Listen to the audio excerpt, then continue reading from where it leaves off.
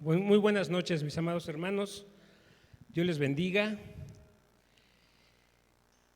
Vamos a elevar una oración, que el Señor nos hable esta noche. Padre, gracias te damos en el nombre de tu Hijo amado Jesús por tu palabra, Señor, por este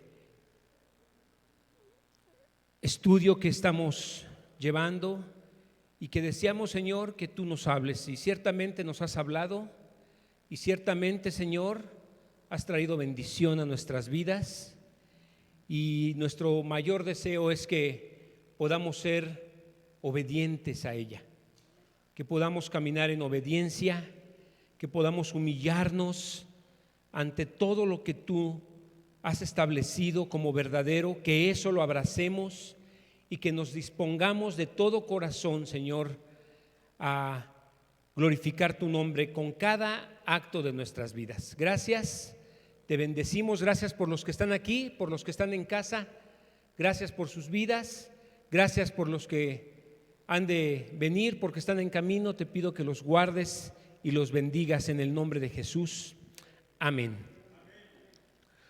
Gloria a Dios. Pues estamos en Esdras y comenzamos el capítulo 9, y hace 8 días pues prácticamente nos quedamos en el versículo 2, versículo 3, pero bueno, es increíble toda la enseñanza y toda la bendición que se puede derivar de un versículo. Es hermoso cómo el Señor puede hablarnos de una manera muy particular y también muy general de todas las cosas que Él ha establecido como buenas para su pueblo, como buenas para los que creemos en Él. Entonces estamos contentos porque sabemos que el Señor está con nosotros esta noche. Y bueno, imagínense, por favor, pónganse en el lugar de Esdras. Traten de imaginarse que ustedes son Esdras y están ustedes cautivos por allá en un país lejano, lejos de su ciudad donde nacieron sus familiares, donde adoraban a su Dios, donde tenían libertades para expresarse. Se acabó eso y están en otro lugar, aislados, y además les están imponiendo una manera de ser, una manera de vivir, una manera de vestir, alimentos que comer. Todo eso es parte de ese exilio que vivió el pueblo de Israel. Y entonces, después de 60 años, Esdras tiene la oportunidad de venir a Jerusalén, a su ciudad, con la libertad que le dio el rey de Persia de llevarse a todos los que quisieran ir con él. Y hace una labor y se apuntan muchos y nos da la lista de todos los que pueden estar allí, y se da cuenta que le hacen falta levitas. Vienen a adorar a Dios, vienen a levantar un culto de adoración, de gloria al Señor, y dicen: pues, ¿qué pasa con los levitas? No se han escrito, no están aquí. Y bueno, logra poner en su lista a 18 levitas que le van a dar la oportunidad de llegar a Jerusalén y de levantar un culto para glorificar a Dios.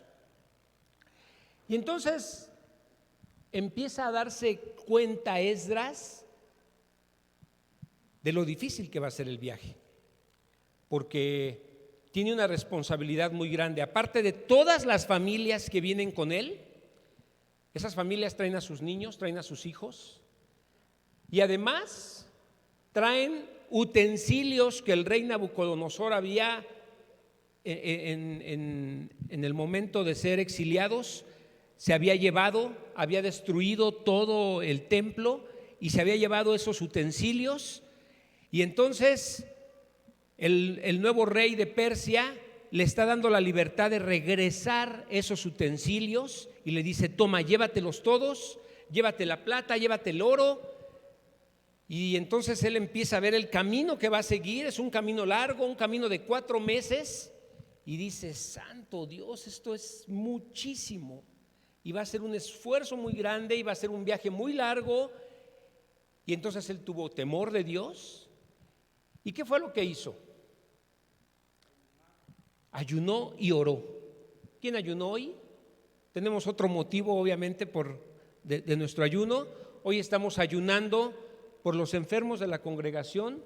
Tenemos una lista aquí, rápidamente la voy a mencionar, para que estamos a punto de entregar este ayuno. Entonces va a ser bueno que tengamos bien presente. Miren, ayunamos por nuestra hermana Vicky, que está aquí, y le damos gracias a Dios que esté aquí, que eso habla de que se está fortaleciendo y que se ha sentido mejor. Ayudamos por mi esposa Elizabeth Quero, también ha ido mejorando, gracias a Dios, está más tranquila, más controlada, siguen los dolores, se mueve el dolor, por eso le dicen la culebrilla, porque se mueve, se va para otro lado, ya no le duele la espalda, ahora ya es en otra parte, pero va mejor. Por la doctora Alicia, ella tiene cáncer y estamos orando por ella. También por Adi Sánchez, por Meli García, por Avi García, por Ara Aguilera, por nuestra hermana Reina Arias. La operaron el día de ayer, supimos que salió del hospital, tuvo una hemorragia muy fuerte, se la controlaron. Ustedes díganme si no tuvo que ver que estábamos orando, si no tuvo que ver que el Señor en su misericordia le bendijo a nuestra hermana Reina. Y bueno, ahorita está estable, está bien. Estamos orando por Normita Malacara, por Lupita Dorantes, que también está muy delicada de salud y que en estos días también tuvo una llamada muy importante con el pastor Guillermo, que va a ser de bendición para ella, y estamos gozosos por eso. Por Gaby Sánchez, por Paola Rubio, que está a punto de nacer su baby, por Chucho Rubio, y por nuestra hermana Sharon, que también ya está por acá. La vemos estable, la vemos bien, gracias a Dios. También estuvimos orando por nuestro hermano Raimundo, por Laura, y estuvimos orando por Adi Sánchez Curiel. Esa es la lista, mis hermanos, de los enfermos, y fueron por los que en este día ofrecimos un ayuno al Señor. Y saben una cosa, el Señor escucha las oraciones, porque lo que vemos en esta historia es que fue escuchada la oración de Esdras y de todo el pueblo. Ellos se humillaron, creyeron en el Señor, confiaron en el Señor, se pusieron en las manos del Señor, partieron con este viaje tan digamos, tan peligroso, tan largo, y pudieron llegar a Jerusalén sanos y salvos. Y entonces esto es una enseñanza para nosotros de confiar que el ayuno está establecido, la oración es parte de la vida de los cristianos y nosotros necesitamos comunicarnos con Dios a través del ayuno y de la oración. Y bueno, ahora imagínense que después de este largo viaje, él sabía que lo iban a estar esperando. Ya parte del pueblo estaba en Jerusalén y él esperaba. Si tú fueras Esdras, ¿qué esperarías de ese pueblo que ya con anticipación se había venido y había llegado a Jerusalén? ¿Qué esperarías? Piensa, el pueblo estuvo sufriendo, estuvo allá, regresa a Jerusalén, tiene la oportunidad de venirse una parte, ¿sí? Parte de la tribu de Benjamín llegó primero, y cuando llega Esdras dice: bueno, pues estos ya tiene un tiempo que llegaron, me van a recibir con buenas noticias, ¿no? Porque ya están ellos desde hace tiempo trabajando y haciendo lo que les gusta, que es alabar al Señor, glorificar al Señor, y hay un trabajo realizado. ¿Qué más pudieron haberle dicho? Pero lo que vemos en la historia es que llegan y le dan una mala noticia. Vamos al versículo 1. Dice: una vez realizadas estas cosas que ya mencionamos del viaje, los líderes judíos vinieron a verme y dijeron: muchos del pueblo de Israel, incluso algunos sacerdotes y levitas, no se han mantenido separados de los otros pueblos que viven en esta tierra. ¿Era una buena o una mala noticia? Era una mala noticia, porque ellos habían vivido exiliados, habían estado apartados de la adoración y del pueblo, y entonces ahora que estaban en Jerusalén, ellos tenían la bendición y la libertad de poder estar cumpliendo y caminando de acuerdo a lo que el Señor les había establecido como pueblo. El Señor los instituyó, les dio una libertad, les bendijo. Y entonces se encuentra con la noticia de que no, el pueblo estaba viviendo como todos los idólatras, comportándose como ellos querían, y esto no es lo más feo. Lo más feo es lo que dice aquí en el verso 2. Dice: pues los hombres de Israel se han casado con mujeres de esos pueblos y también las han tomado como esposas para sus hijos. Esto era una desobediencia abierta a lo que Dios les había pedido. De manera que la raza santa se ha corrompido. Hermano, tú que estás aquí, eres parte de esa raza santa. ¿Sí? Cada uno de los que estamos aquí somos parte de esa raza santa. Somos una nación santa, un pueblo adquirido por Dios. El Señor, nos decía el pastor Guillermo con una ilustración, nos sacó, éramos del montón y nos tomó y nos apartó para Él. ¿Sí? Eso fue lo que hizo el Señor contigo y conmigo. Nosotros que hemos creído, que decimos que somos de Cristo, somos apartados, es decir, santificados. Eso significa santo. Has sido apartado, le perteneces a Dios. Pero le dicen, de manera que la raza santa ha sido corrompida. ¿Cómo es que puede ser corrompido algo que está apartado cuando no se le está dando el uso correcto? ¿Sí? Si tú tienes un cepillo de dientes y lo tienes apartado para que te laves tu boquita, ¿cómo podría corromperse? Bueno, pues cuando te enteras que tu hija lo usó para quitarle la suciedad que pisó en la calle a sus tenis y los lavó con ese, y dices, ¿cómo es posible, no? ¿Cómo te atreviste a hacer eso con mi cepillo de dientes? Bueno, es lo mismo, es exactamente lo mismo, ¿mande? Pues puede ser indignante, ¿no? O sea, ¿cómo es posible que cuando tienes algo que sabes que es exclusivo para algo, lo uses para cosas sin importancia? Bueno, pues el pueblo de Dios dice aquí que se corrompió a causa de esos matrimonios mixtos. Peor aún, los primeros en cometer ese ultraje han sido los líderes y los funcionarios. Y entonces, lo que vemos aquí, y me llama la atención, es esta palabra ultraje. ¿Sí? La palabra ultraje, porque los hombres de Israel no se habían mantenido separados de las costumbres que el Señor les había establecido para ellos. Y entonces investigué qué significa la palabra ultraje. ¿A qué te suena ultraje?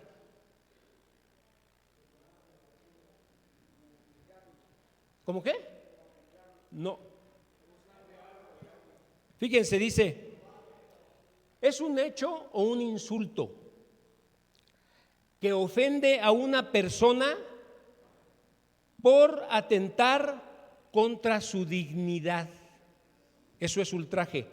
Hecho o insulto que ofende a una persona por atentar contra su dignidad, contra su honor, contra su credibilidad. El pueblo de Israel, al comportarse así, al no tomar en cuenta lo que Dios les pidió, al darse esa concesión de hacer mientras estaban en Jerusalén y no estaban todos completos, se tomaron esa libertad de decir, casémonos. participemos de las fiestas, participemos de todo lo que este pueblo hace. Y entonces con esa acción, esta acción fue en contra de la dignidad y del honor y de la credibilidad de Dios. Fíjense qué tremendo es esto. Cuando tú, a sabiendas de lo que Dios te pide, decides hacer lo contrario, estás yendo en contra de su dignidad, de la dignidad de Dios, de su credibilidad, de su honra. Porque los que te vean, los que saben que crees y que tienes un Dios que te salvó, del cual tú has hablado y has dicho que es tu Dios, cuando te ven haciendo lo opuesto y lo contrario, pues dicen, pues entonces no es en serio, entonces no importa, ¿no?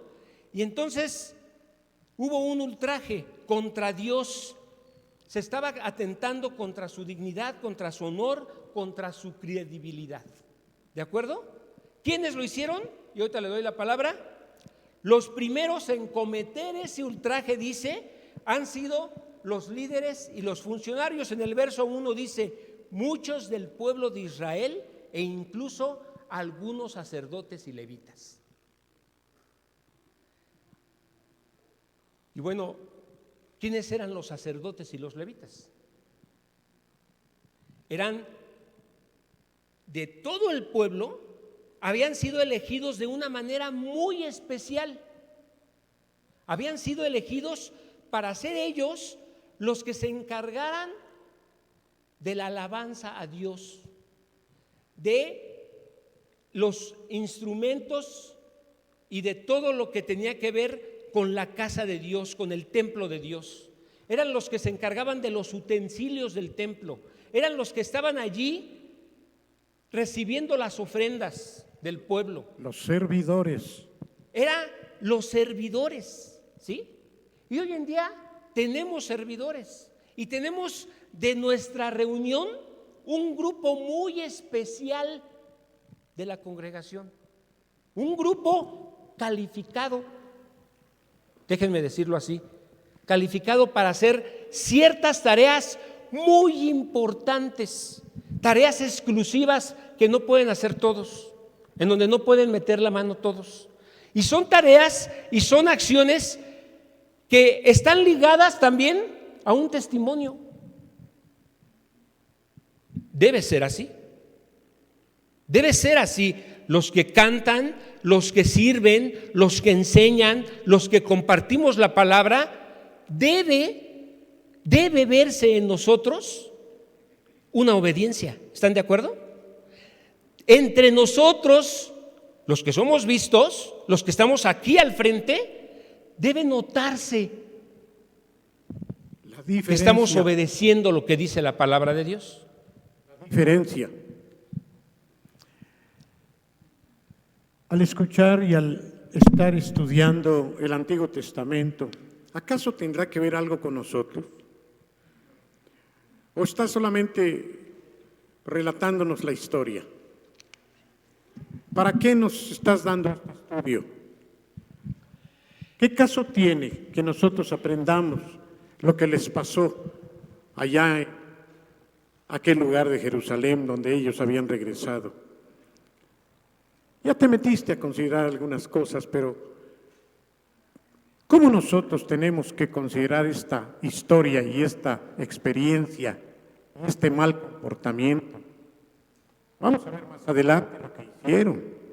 Pero ¿cómo debemos nosotros considerarlo para nuestros días presentes? Tú estás diciendo, Beto, que de la misma manera en este tiempo podemos equipararnos, podemos compararnos con los levitas, con los sacerdotes de aquella época, con los servidores en términos generales. Y estás diciendo que se supone que ellos son los primeros en poner el ejemplo, los servidores. ¿Tendrá que ver eso con nosotros ahora? ¿O será muy jaloneado para poder poner un ejemplo en cuanto a la iglesia en este tiempo, en cuanto al pueblo de Dios? ¿Cómo poder aplicar esto? ¿Cómo hacerlo? Más adelante vamos a ver que el celo fue tan grande que tomaron medidas increíbles, tomaron medidas profundas, medidas drásticas, pero sobre todo medidas, vuelvo a decir la palabra, increíbles, al grado de tener que separar a las esposas de los esposos, al grado de tener que abandonar o dividir los hogares que habían formado estas asociaciones que ofendieron a Dios. Pero esto, ¿cómo nosotros podemos ahora interpretarlo? Alguien podría decir, bueno, mientras no me case yo con una impía, con un impío, pues ya cumplí, será. ¿O habrá algún requerimiento adicional para los hijos de Dios en este tiempo?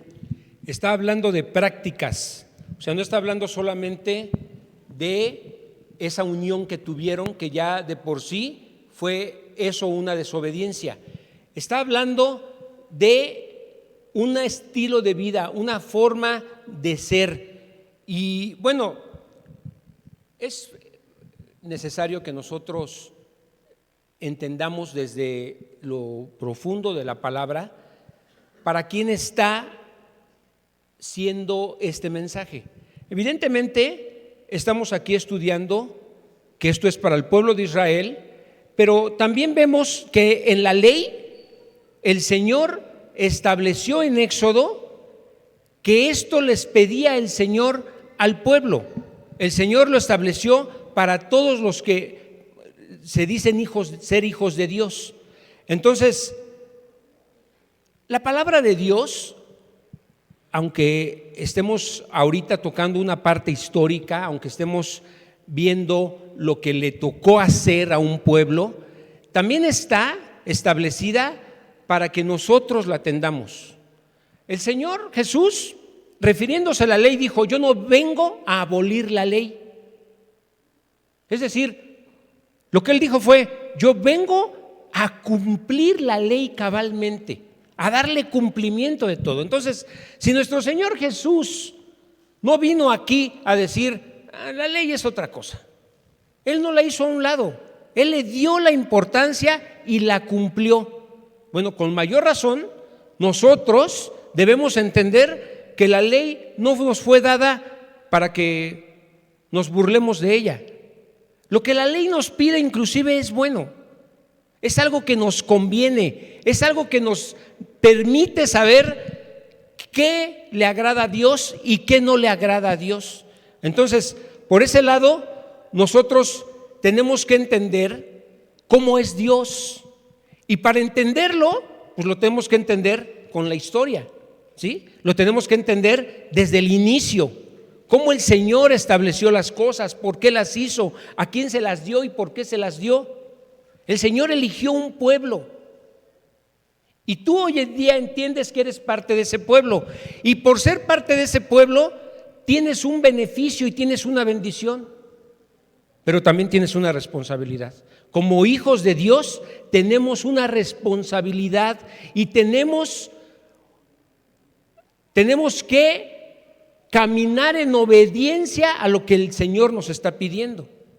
Entonces, no es una historia solamente para el pueblo de Israel, es algo que hoy en día nosotros también tenemos que atender como muy importante, porque nuestro Dios es el mismo Dios de ayer, de hoy y de siempre. El Señor no ha cambiado. Y lo que le ofendía en ese entonces, le ofende hoy y le va a ofender en el futuro. Y lo que le agrada al Señor, le sigue agradando y le va a seguir agradando. Entonces, nosotros que hemos recibido de parte de Dios una bendición, ¿sí?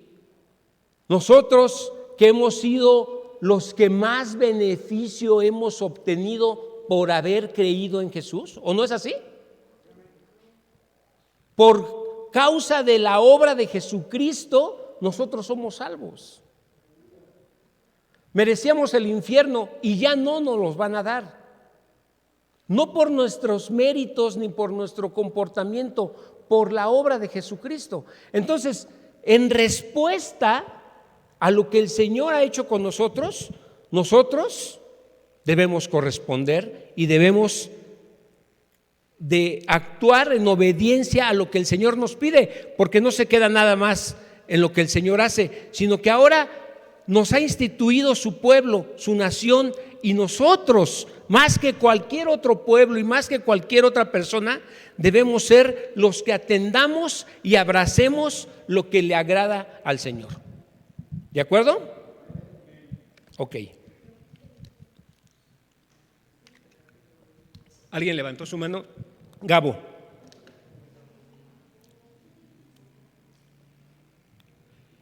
¿Le pasan? ¿Hay micrófono para Gabo?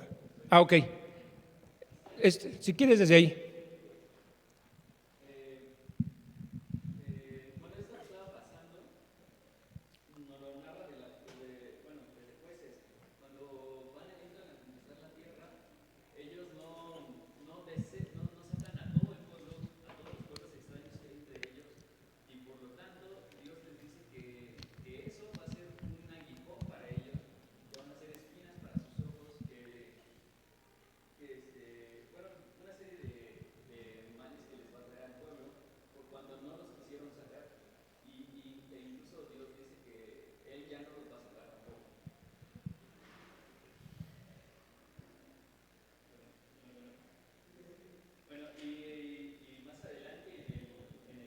De Jueces, dice que así los hijos de Israel habitaban entre los cananeos, los heteos, los amorreos, los fereceos, los heveos y los jebuseos, y tomaron de sus hijas por mujeres y dieron sus hijas a los hijos de ellos y sirvieron a sus dioses. Y vemos aquí como 700 años después todavía volvieron a caer en lo mismo que estaba pasando en la época de los jueces. Aproximadamente son 700 años de diferencia, más o menos. Ahorita estaba haciendo un cálculo aproximado, pero era lo que los israelitas habían estado haciendo y no hacían algo diferente de lo que sus antepasados hicieron. Incluso dentro de Jueces también dice que Dios mandaba jueces para que juzgara al pueblo y dejaran de hacer esas cosas, pero que cuando moría el juez, el pueblo regresaba a hacer lo mismo e incluso peor que sus propios padres. Y también encontré que en hebreo hay dos palabras para definir santo, que es kadosh, que es como santo, que es apartado para, pero también hay otro que es kodesh, que es un proceso de santificación continua de personal. Ya no es de Dios, sino es la elección de uno por santificarse cada vez más, o sea, para apartarse de lo malo. Y probablemente para nuestros tiempos, a lo mejor si ya no están los jebuseos, ni los heveos, ni todos ellos, ¿no? Significando algo malo que nos pueda corromper. Pero sí, lo que no hemos dejado de nuestras vidas antiguas o prácticas que son del mundo y no de un cristiano como tal, pueden ser las cosas que nos sigan impidiendo que tengamos esa comunión con Dios y que nos estén estorbando para poder santificarnos cada día más. También en la semana, apenas estaba escuchando, el pastor Memo estaba compartiendo lo del libro de Wilkerson, donde narra la conversión de Nicky Cruz, ¿no? Y precisamente algo que pudo ver Nicky Cruz que lo llevó a su conversión fue esta fidelidad y santificación de Wilkerson, y que su integridad no se vio corrompida por lo que estaba alrededor de ellos, entre las pandillas, ¿no? O sea, toda la perversidad que veía entre los jóvenes, más bien eso le hacía apartarse todavía más de esas cosas y seguir predicando con tanto fervor a los de las pandillas. Entonces Nicky Cruz ve esto y entonces es cuando él decide servir a Dios, ¿no? Entonces precisamente esto que decías hace unos momentos, que nuestro testimonio en la vida, en la práctica, es lo que va a llevar a los de afuera a que se conviertan. Y precisamente es esta santificación continua la que nos va a llevar a un buen testimonio, a amar más a Dios y a glorificarlo más y que nuestras vidas reflejen lo que Él quiere que refleje. Amén. Gracias, Gabo. Miren, hay algo muy importante que debemos tomar en cuenta, porque no debe parecer o no debemos hacerle sentir a los demás, a alguien que no conoce de las Escrituras, que lo que el Señor estableció fue meramente por un asunto racial. No fue que el Señor estableció un pueblo para que no se contaminara de los otros pueblos por un asunto racial. Lo que hay aquí, y nosotros eso es lo que debemos entender, es que en medio de todo esto que el Señor establece, hay un asunto espiritual, hay una vida espiritual que no vemos, pero todo apunta a que nos vamos a ir a vivir en ese mundo espiritual, y solamente van a poder estar allí los que aceptaron a nuestro Señor como su Señor y Dios y Salvador. Entonces, las razones no eran estrictamente porque esos pueblos fueran morenos o fueran, o sea, no es un asunto racista lo que está viendo aquí. El que se casara un pagano con un creyente, lo que tenía que ver o lo que realmente sucedía es que iba a adoptar, no solamente en su relación con su esposa, una vida distinta a lo que Dios le había pedido, iba a adoptar las creencias, las prácticas de la persona no creyente con la que se estaba casando. Y entonces hoy en día nosotros también podemos entender que en el Nuevo Testamento también a nosotros se nos pide que no nos unamos en yugo desigual con los incrédulos, por ejemplo. No es solamente eso, estamos hablando de lo que le da honra a Dios, lo que le da dignidad a Dios y lo que le da la gloria a Dios. Entonces, evidentemente con tu vida no solamente le das vida con tu matrimonio y con la unión del matrimonio, tú le das gloria y honra y reconocimiento a Dios con todo lo que haces, con todo lo que dices, con todo lo que decides, en tu forma de actuar día con día, semana tras semana. Tú en ese caminar estás dándole la honra o la gloria a Dios, o estás, ¿cuál era la palabra que estábamos? O estamos haciendo de la vida espiritual que el Señor nos dio, la estamos ultrajando, es decir, la estamos pisoteando, la estamos haciendo menos y le podemos dar o podemos ofender a Dios con esa manera de actuar y con esa manera de ser. Entonces, ¿por qué el Señor establece que no nos unamos en yugo desigual? ¿O por qué establece que no nos unamos en matrimonio con alguien que no cree como nosotros? Porque viven de una manera que no honra a Dios, y el Señor lo sabe.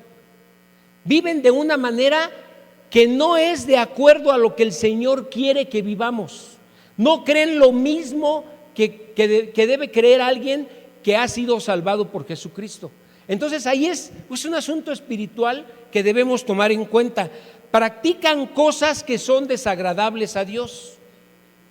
Bueno, si como creyente tú también estás practicando y viviendo y caminando en cosas que desagradan a Dios, pues es importante esta palabra para que medites, para que te des cuenta que el Señor aborrece esta forma de caminar y esta forma de ser, Y entonces, como hijo de Dios, tú tienes la oportunidad de reaccionar como lo hizo, y lo vamos a ver en el versículo 3, como lo hizo Esdras. Al darse cuenta que el pueblo había pecado, al darse cuenta que habían desobedecido, que no habían tomado en cuenta la ley y la palabra de Dios, entonces ellos actuaron en consecuencia. Pero al unirnos en matrimonio, en amistad, al unirnos con el mundo, ya no vamos a poder cumplir la misión que tenemos, la encomienda que tenemos como iglesia. ¿Y cuál es esa misión y cuál es esa encomienda que el Señor nos dejó? Porque sí nos apartó, sí nos separó, sí nos apartó, pero nos dijo: pero te vuelvo a poner aquí, y te dejo aquí, pero no eres del mundo. Te dejo en el mundo, pero no eres del mundo. O sea, nos está aclarando perfectamente que estamos en el mundo, pero que no somos del mundo. ¿Por qué lo hace? Porque no quiere que de ninguna manera olvides que tú has sido salvado y has sido rescatado de la vana manera de vivir que tenías antes, de las costumbres que ofendían a Dios. Tú fuiste sacado de allí con el propósito de honrar a Dios. Entonces, si hoy en día, como creyente, nos encontramos, y para eso está la palabra, precisamente para eso está la palabra, para que nosotros podamos vernos y podamos darnos cuenta si estamos caminando correctamente, para darle honra y gloria a Dios y no para ultrajar su nombre. Avi. Bueno, Gabo comentaba un poco en Jueces, pero antes, desde Números, en la Biblia relata cómo un rey, Barak, quería maldecir al pueblo de Israel. Y bueno, conocemos la historia de la burra de Balaam y todo eso. Pero lo más triste es que más adelante, a pesar de que Dios había declarado bendición para sus vidas, más adelante Balaam le da un mal consejo al rey y le dice que seduzca al pueblo con mujeres pues que no pertenecían al pueblo de Israel, con mujeres de Moab. Y eso trae una consecuencia de plaga en el pueblo de Israel. Y Andrés Speaker dice que eran invencibles, pero estaban distraídos. Y creo que eso se aplica muy bien para nosotros. Dios ya nos ha dado todo, nos ha dado lugares celestes con Cristo Jesús, nos ha dado toda la salvación, pero a veces nos distraemos y nos distrae Satanás con cosas que nos seducen, nos perdemos la mirada de Cristo, y aunque somos hijos de Dios, nos comportamos como, esa dignidad la hacemos a un lado, y creo que tiene que ver con esto. Sí, gracias. De hecho, viene desde Éxodo y viene desde Deuteronomio, donde el Señor estableció cómo debía ser que los hijos del pueblo de Dios se debían casar, y tenía prohibido que se casaran con otras naciones. Pero nosotros tenemos precisamente la encomienda de enseñar a los otros pueblos, de enseñar a las naciones cómo deben vivir. Esa es la encomienda de la iglesia. Nosotros somos los que debemos enseñarles cómo vivir. Nosotros debemos ser esa influencia para que la gente entienda lo que a Dios le agrada. Pero ¿qué sucede en la realidad? ¿Qué sucede en la realidad? ¿Quiénes son más influencia? ¿Quiénes son los que están apartándonos del camino? ¿Quiénes? Díganme, ¿quiénes? Ustedes saben quiénes son los que son una mala influencia para los que hemos creído. ¿Quiénes son? Los que no creen. ¿Por qué? ¿Por qué son una mala influencia para nosotros? No tienen temor. Ahora, si sabiendo esto, sabiendo que ellos son una mala influencia, entonces ¿por qué permitimos, como hijos de Dios, que influyan tanto en nuestras vidas y que se metan tanto en nuestras vidas, al punto de empezar a caminar y hacer las cosas que a ellos les agradan? Porque son mis amigos, porque son buena onda, Porque independientemente de que ellos sean borrachos y maldicientes, pues son mis amigos.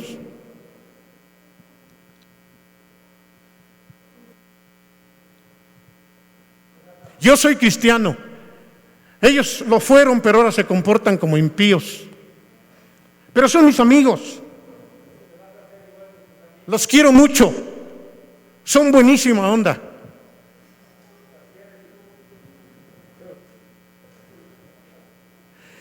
Parece que se está enfatizando únicamente en casarnos con solo cristianos, y desde luego que ese es el principio.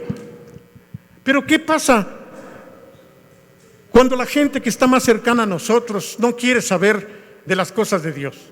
Lamentablemente, lo voy a decir abiertamente, en esta iglesia van y vienen personas.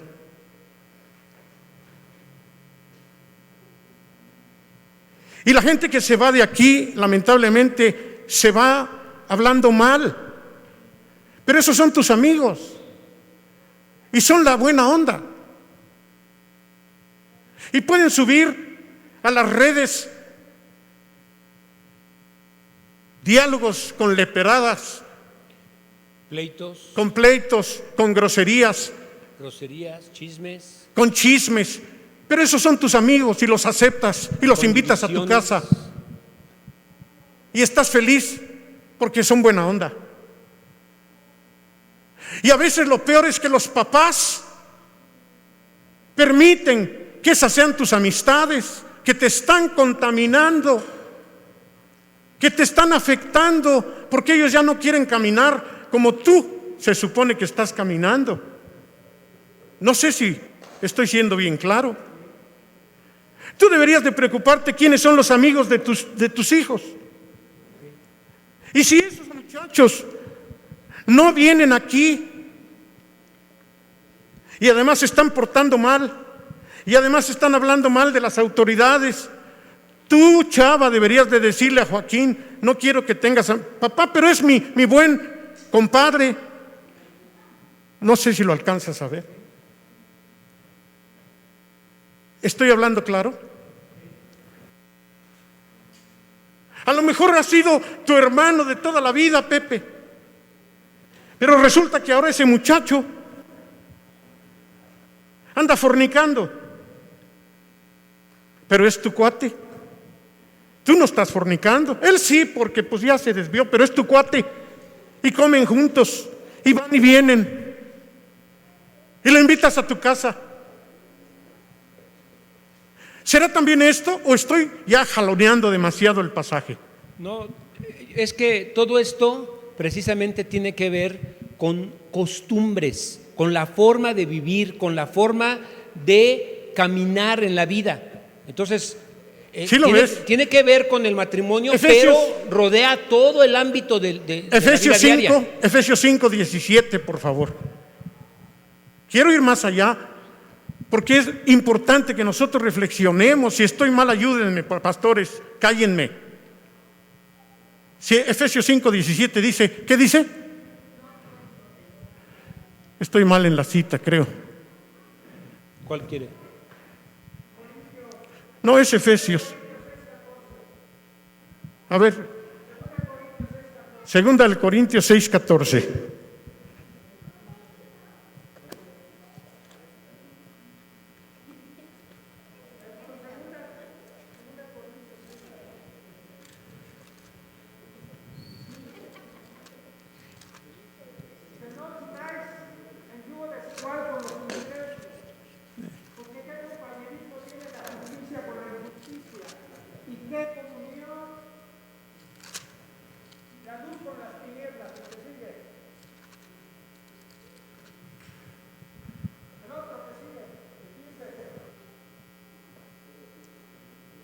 ¿Qué comunión tiene la luz con las tinieblas?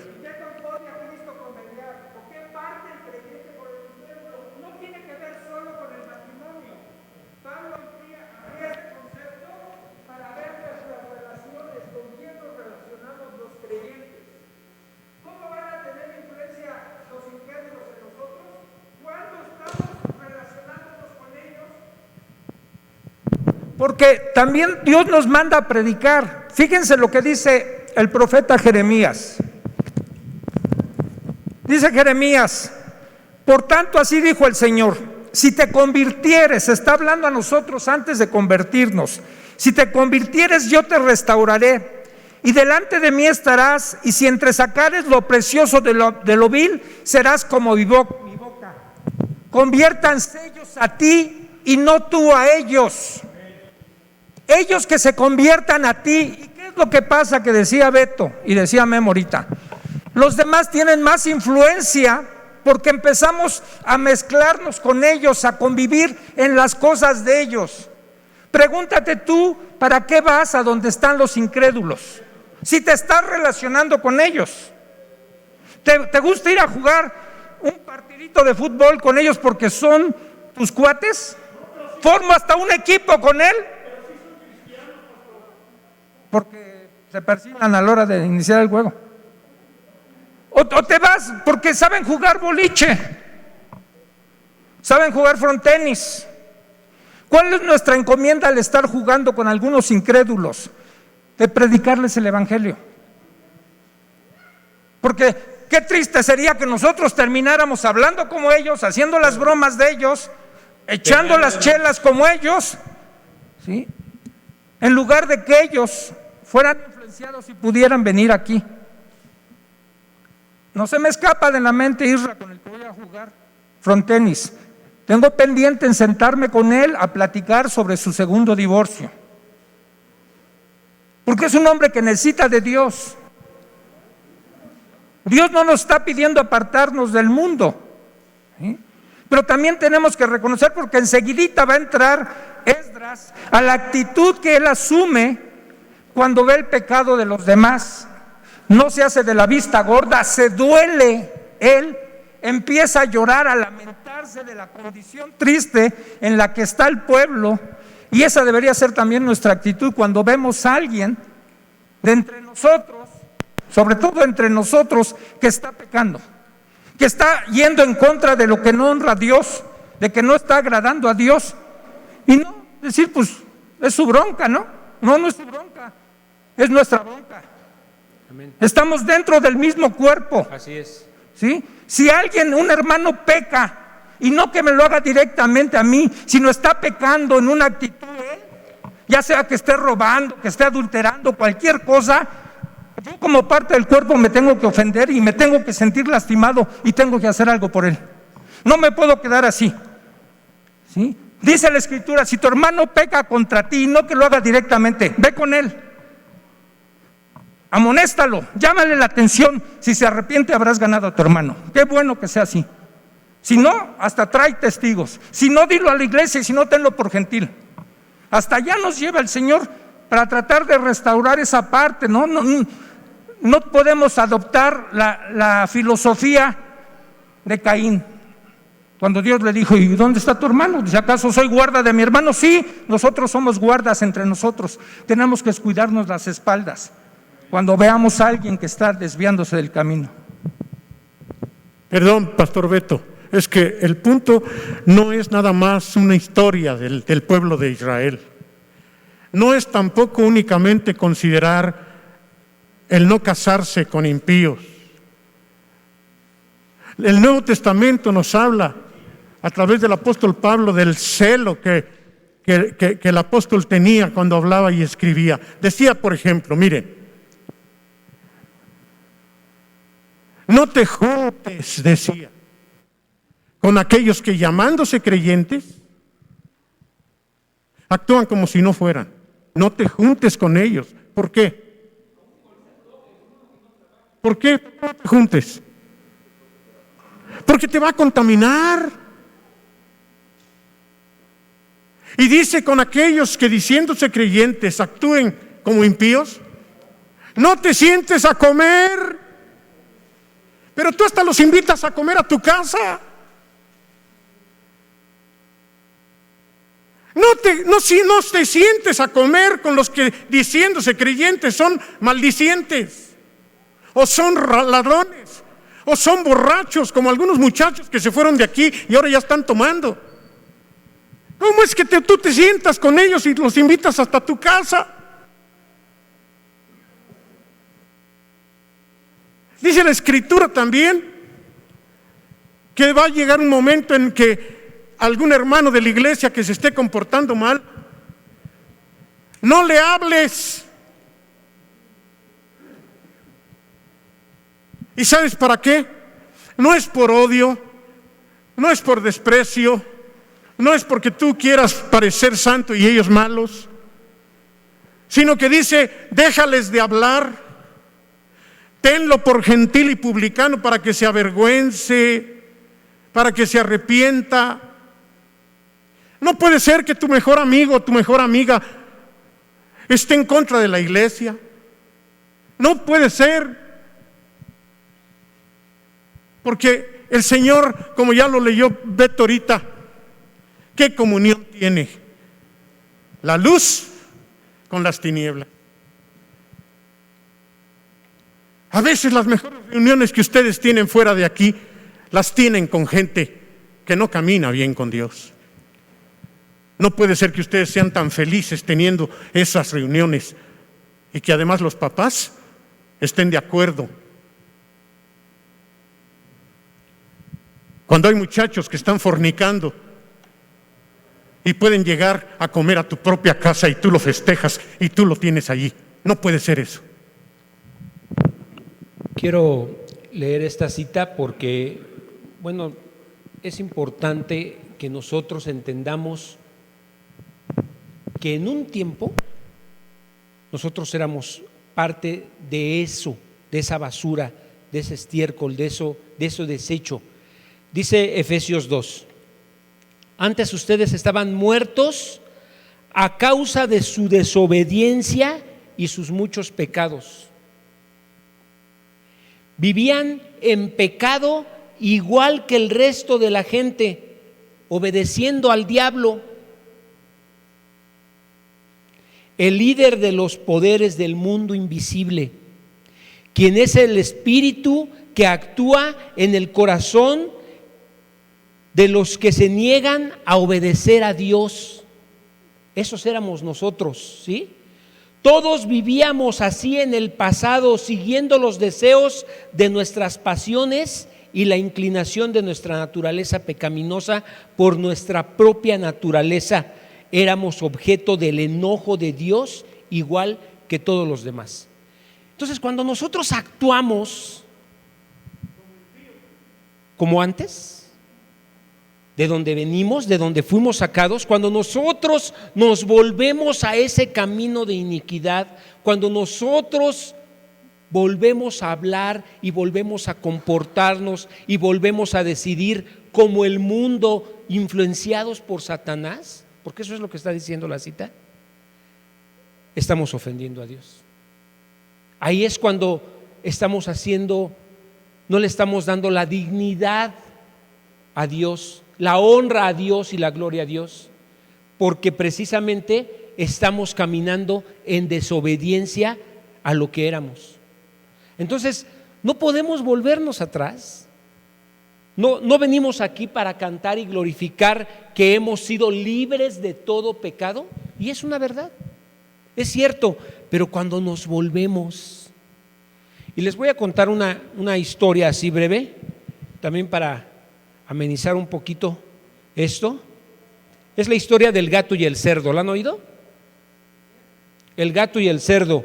La escribió el señor Rowland Hill y en una predicación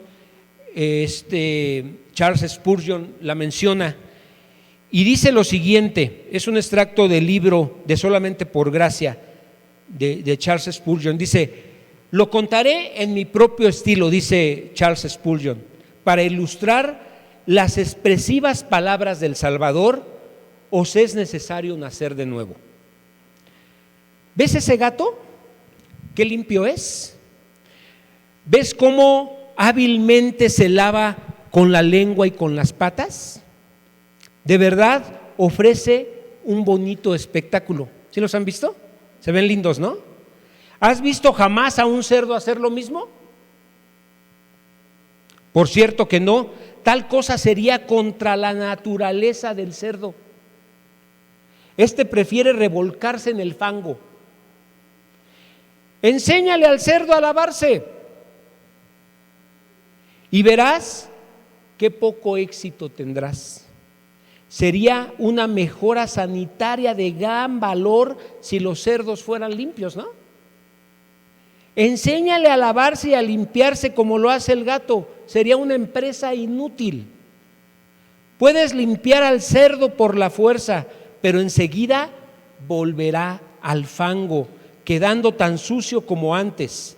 El único modo de hacer que el cerdo se lave como el gato es transformándolo en gato. Solo así se lavará y limpiará, pero no antes. Supongamos realizada la tal transformación. Lo que antes era difícil o imposible, ahora es fácil, muy fácil. El cerdo será en adelante apto para entrar en la sala y dormir sobre la alfombra al lado de la estufa. Lo tal sucede con el impío. No puedes forzarlo a hacer lo que el hombre renovado hace de muy buena voluntad. Puedes enseñar bien al impío, dándole un buen ejemplo, pero es incapaz de aprender el arte de la sanidad, de la santidad, por cuanto carece de facultad y mente para ello. Su naturaleza lo lleva por otro camino. Cuando Dios lo transforma en un hombre nuevo, todo cambia de aspecto. Tan marcado es este cambio que oí a un convertido decir: o todo el mundo ha cambiado o he cambiado yo. La nueva naturaleza sigue en pos del bien tan naturalmente como la vieja naturaleza abandona en pos del mal. Qué gran bendición es obtener esta nueva naturaleza. ¿Están de acuerdo? Es una gran bendición la que tenemos. Únicamente el Espíritu Santo la puede hacer. Hermanos, esto es una realidad. Nosotros hemos adquirido una nueva naturaleza. Dios nos la dio, Cristo nos la dio. Somos criaturas nuevas. No nos volvamos atrás, no nos volvamos al lodo.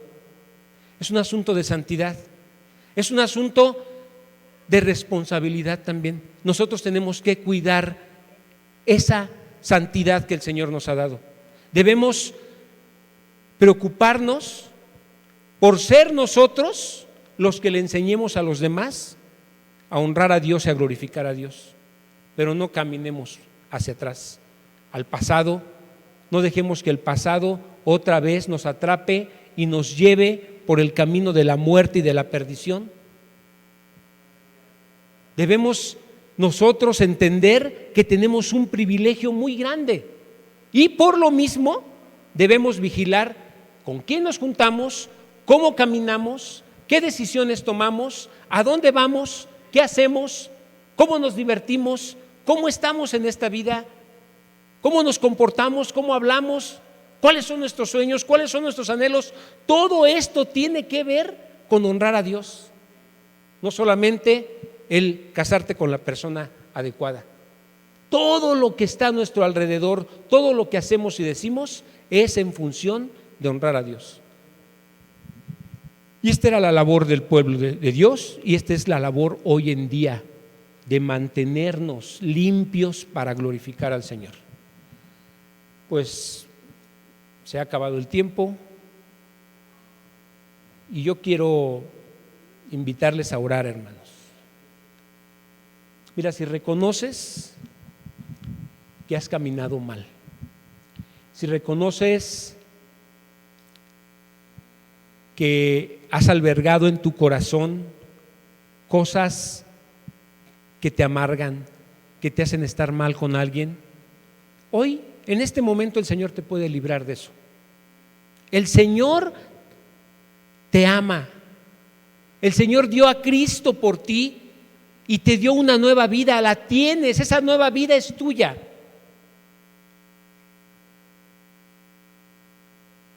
Necesitamos humillarnos. Ese texto que está ahí es muy importante que lo grabemos en nuestro corazón.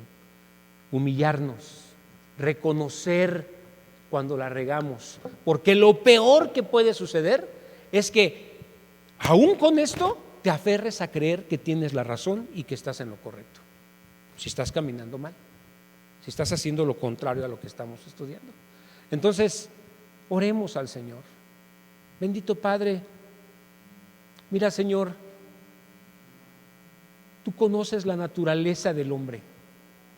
Tú conoces, Señor, con qué facilidad nos dejamos influenciar y arrastrar por las cosas del mundo. Tú estuviste aquí, Señor, y sabes qué difícil es mantenerte de pie ante la presión y ante la influencia y ante los amigos y ante todo lo que este mundo tiene. Tú fuiste tentado al igual que nosotros en todas las áreas, Señor. Tú sabes lo que es pasar por en medio de este mundo y mantenerte firme.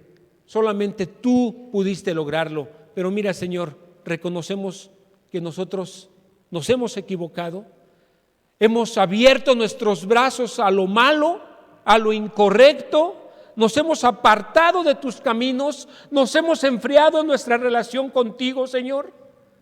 Hemos sido indolentes, nos ha preocupado poco lo que hacemos y se nos ha vuelto una costumbre y volvemos a hacerlo y volvemos a hacerlo. Señor, ten misericordia de nosotros, Señor. Ten misericordia, te lo pido, porque tú no deseas que volvamos a nuestro pasado de tinieblas. Tú nos has dado luz, tú eres luz en medio de nosotros y tú quieres llevarnos a Cristo. Concédenos, Señor, como iglesia, caminar unidos, caminar de la mano, a no ponernos el pie, a no criticarnos, a no señalarnos, a no juzgarnos. Enséñanos a caminar en santidad, a amar la santidad, Señor, a amarte a ti y a amar caminar bien para ti, a amarte a ti y amar hablar bien para ti. Que podamos ser de bendición para los que están a nuestro alrededor, que no seamos piedra de tropiezo al ver que nos comportamos como lo hacen los del mundo. Ya no somos del mundo, Señor, ya no somos del mundo. Te pido que tú nos permitas caminar con una vida distinta que te glorifique y que te honre. En el nombre poderoso de Jesús te lo pido. Amén.